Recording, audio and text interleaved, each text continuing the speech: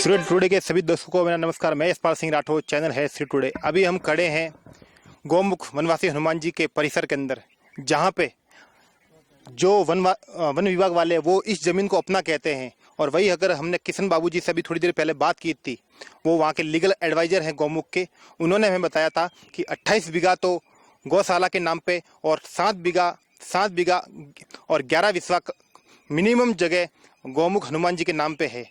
कुल मिला के 35 बीघा के लगभग ये जमीन यहाँ पे पड़ रही है। लेकिन वन विभाग के कर्मियों और डीएफओ द्वारा इसको बिल्कुल मान्यता ही नहीं दी गई कि यहाँ पे इनकी जमीन है ही नहीं। आप इस पूरे परिसर को देख सकते हैं। यहाँ पर अभी पूरे वन विभाग का यहाँ पर ये आप सामने मेरे पीछे का दृश्य देखे आप, ये बना हुआ है, एक रूम बना हुआ है। यहाँ पे कुछ लोग यहाँ पे निवास करते हैं और ये अपनी जमीन कहते हैं।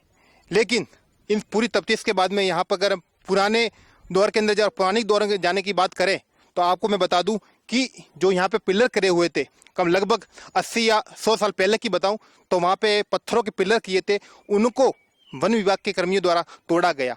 लगभग 5 से 6 पिलरों को तोड़ दिया गया। जो उनके चिन्हित निशान थे उनको तोड़ा गया।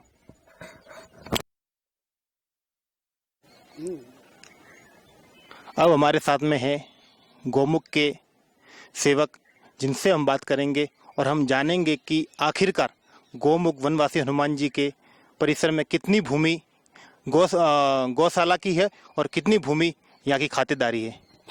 सर बताइए, आपका बहुत बहुत स्वागत है हमारे चैनल पे।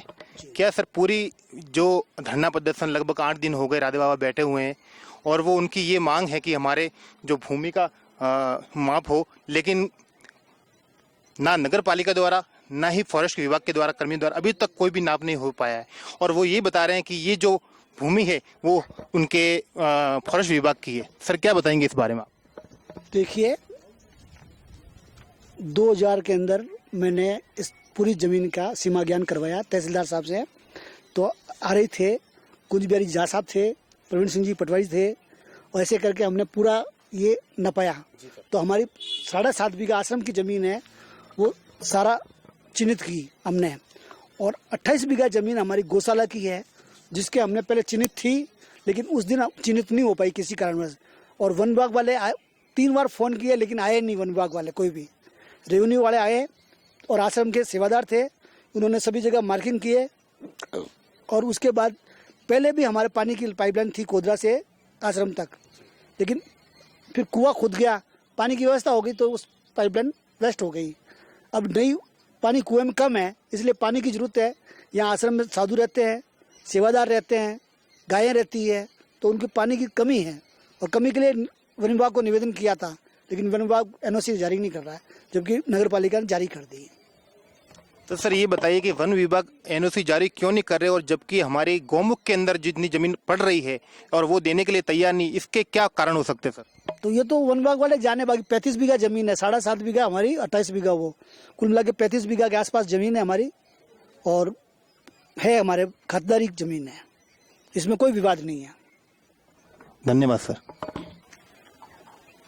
अब किशन बाबू जी वो कागजात बता रहे हैं, जो गौमुख की जो हनुमान मंदिर की जो जमीन है, जो गौशाला के लिए आवंटित की गई है, वो कितनी भूमि है सर, वो बताइए सर पूरे। आबू पर्वत के सानी गांव के अंदर 28 बीघा जमीन है, हमारे आबू गांव की सानी गांव के अंदर ये 28 बीघा जमीन। और चंडला पंचायत की 7.5 बीघा जमीन है। कुल 35 बीघा जमीन है हमारे, और ये खातेदारी जमीन है, करीब 70-80 साल से पुरानी जमीन है, कोई आज का अलॉटमेंट नहीं है, पुराना अलॉटमेंट है। और वन विभाग पहले यहाँ हमारी बाउंड्री थी, लेकिन अब जानवरों के हिसाब से बाउंड्री टूट गई है, वापस बाउंड्री करवानी, वन विभाग को आए और सीमा ज्ञान करे और हमारी बाउंड्री बना के दे गए। जो पूरे डॉक्यूमेंट गौमुख वनवासी हनुमान जी के नाम पे हैं और उनके ऑनर राधे बाबा हैं, लेकिन ये बात वन विभाग मानने को तैयार क्यों नहीं है? क्यों नहीं आखिर उनको अपनी जमीन उनको वापस उनके नाम पे कर रहा है? क्या आखिर ऐसी वजह है कि उनको अभी तक न्याय नहीं मिल पाया है?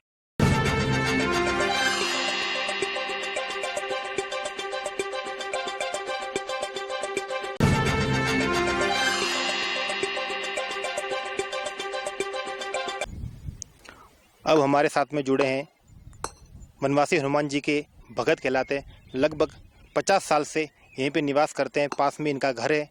ये हमें बताएंगे कि आखिर क्या यहाँ पे जो विवाद है किन मुद्दों पे और क्या वजह है इसकी, बताइए सर। ये मुनि महाराज है, यहाँ निवास करते हैं और साधु संत की भूमि है, मंदिर की भूमि है, गोचर भूमि है। ये गोचर भूमि को मानते नहीं है और इन्होंने पिलर तोड़ के कब्जा कर लिया है।